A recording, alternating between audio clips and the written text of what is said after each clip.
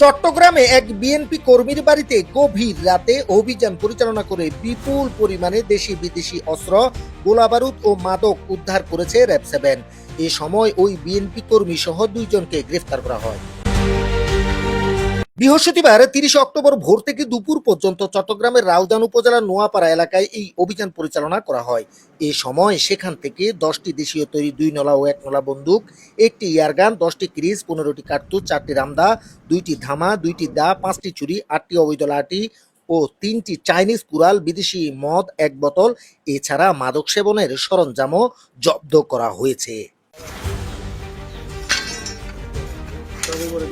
হত্যাকাণ্ডগুলো কেন থামছে না? এখন সন্ত্রাসী কার্যক্রম যারা সন্ত্রাস করছে তারা মূলত চাঁদাবাজ কিংবা প্রভাব বিস্তার এই ধরনের ইস্যু থেকে হত্যাকাণ্ডগুলো হচ্ছে। কিছু ব্যক্তিগত ইস্যু আছে, এটাও আপনারা জানেন।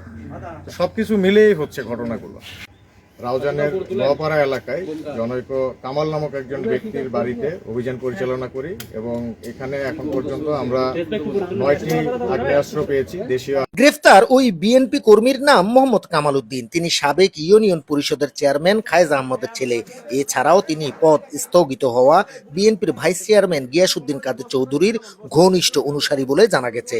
5 আগস্টের পর থেকে তাকে বিএনপির কর্মসূচিতে অংশ নিতে দেখা যায়। সেখান থেকে সোহেল নামের আরো একজনকেও গ্রেফতার করা হয়, যদিও কামাল এই ঘটনা রাজনৈতিক ষড়যন্ত্র বলেই উল্লেখ করেছেন।